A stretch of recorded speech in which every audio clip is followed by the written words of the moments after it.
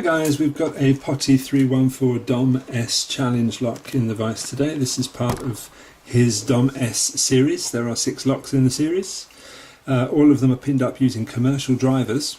Most of them are wafers, of course, and each lock has a different combination of wafer drivers and different types of security pins like a spool or even standards.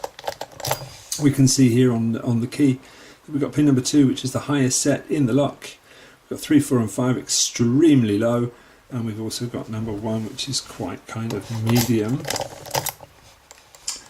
We're going to try and get this open today by tensioning clockwise using pry bar in the face technique, and we're going to try and do that with a few Peterson hooks. I'm going to go in with the number 4 to start with. Now we know number 2 is our highest and it's also our standard pin. There we go, I've got a little movement on that, I'm taking it. Let's get behind that pin, and this is where we start to play our wafer drivers. We've got to click on number 3.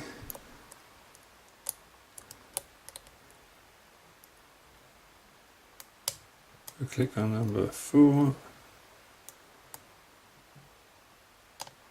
Another click on number 3, another click on number 3, another click on number 3. Click on number 4. Number 3 came back up. So did number 5. Nothing on number 1 or number 2. Kind of in a muddle now.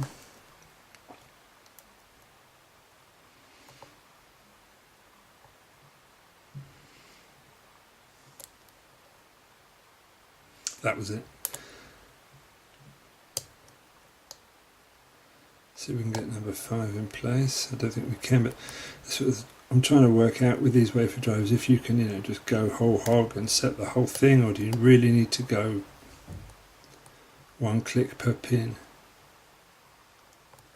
I'm having great fun with this wafer challenge series.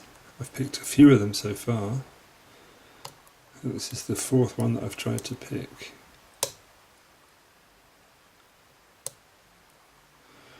Right, I think number 1 is pretty much in place. I think number 2 is also in place. Problem is going to be setting the rest, isn't it? It's a war of attrition, really.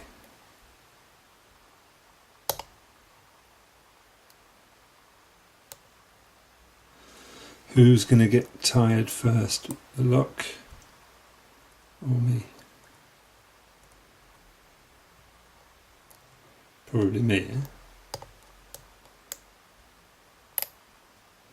Number 1's back up.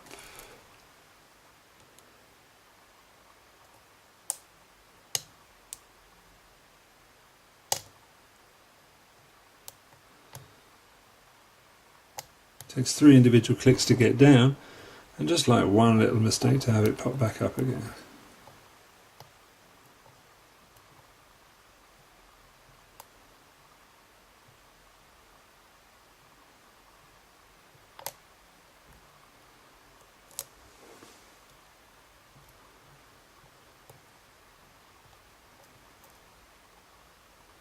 That was number 3, this is number 5. I honestly think you could keep going around in circles on these things all day.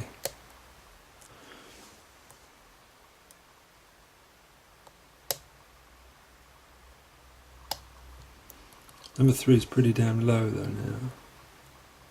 Maybe I've got number 3 if it would just stay down.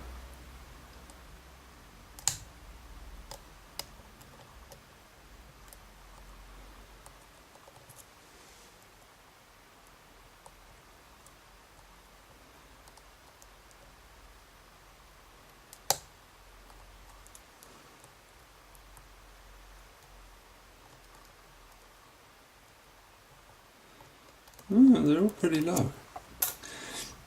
What I'm going to try and do now is take the steepest hook in human history and see if we can get any lower.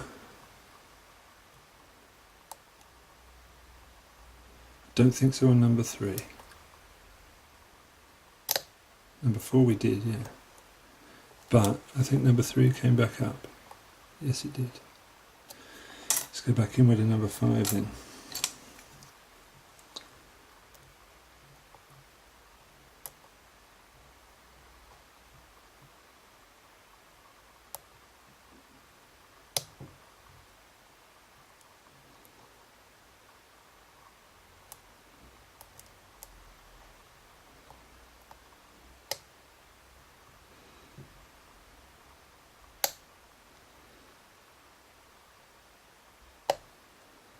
Pretty sure that's number 3 set.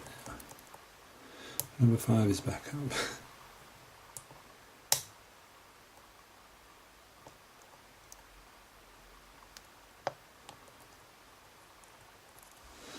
I think number 1 is okay, I think number 2 is okay, I think number 3 is okay. I would even imagine number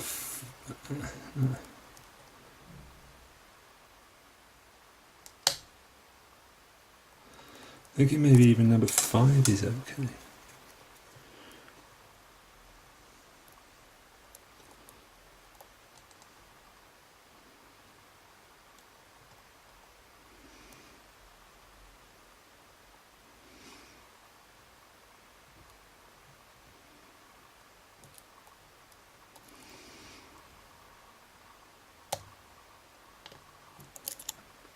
It wasn't, number 5 wasn't okay, but it is now. All right, okay, that was really nice. I really enjoyed that. So that was our number 6 in the Potti wafer driver series. Let's see what it's made of. That was the first time I've picked it, so I don't know what's inside it either.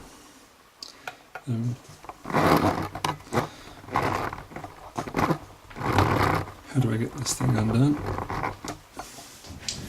Excuse me.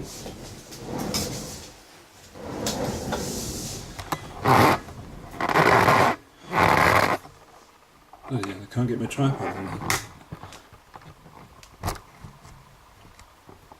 There we go.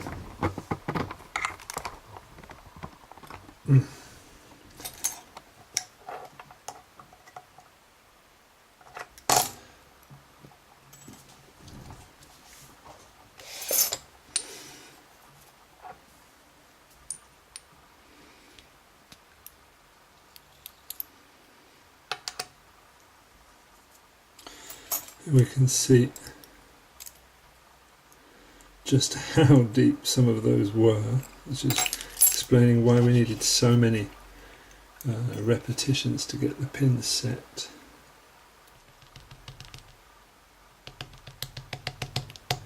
You can see these tight tolerances, these pins don't just come flying out.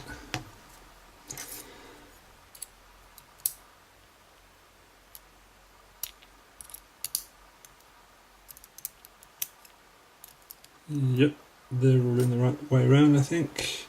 So let's go for the drivers. Number 1, long wafer.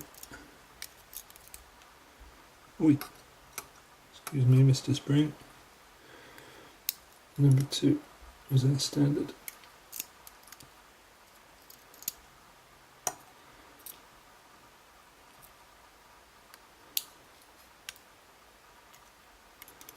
Number 3, another long wafer.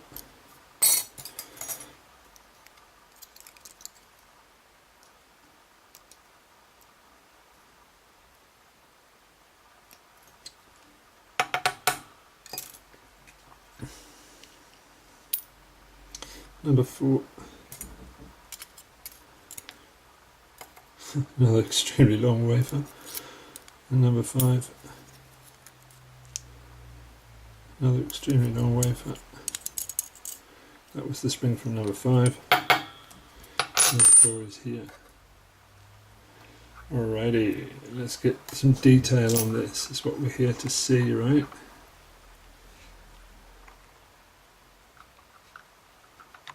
Alright, nice, close up. These are our beautiful wafer drivers. If you've never seen them before, here you can see quite clearly that we're talking about kind of a spool, a long spool, and you've got like lots of little rings going up and down the spool. They move around a lot. Sometimes it works as a serration, sometimes it works as a spool. As you saw me picking that, there's lots of counter rotation on this one. Lots of spool movements. I love these little jiggery things. That was our standard in number 2, of course. It's a typical Dom standard with a steel insert for anti-drill protection. Love the way they jump around. And for our key pins, well, we've got like a torpedo in number 1, number 3, and number 4. And we've got our number 5s, which are number 5 and number 2, which are standard. There's absolutely no modification to the core or to the body of the lock whatsoever. That was not the idea. The idea was to demonstrate how these wafer drivers work. So thanks very much, Mr. Potti, for letting me play with these locks. I think that's pretty much all of them I've picked now. Now, I haven't picked number 1, which is all standards. I have a real problem with locks that are all standard. I really like security pins myself. So thanks, guys. Thanks for watching, and thanks once again, Potti, for letting me have a play with these locks.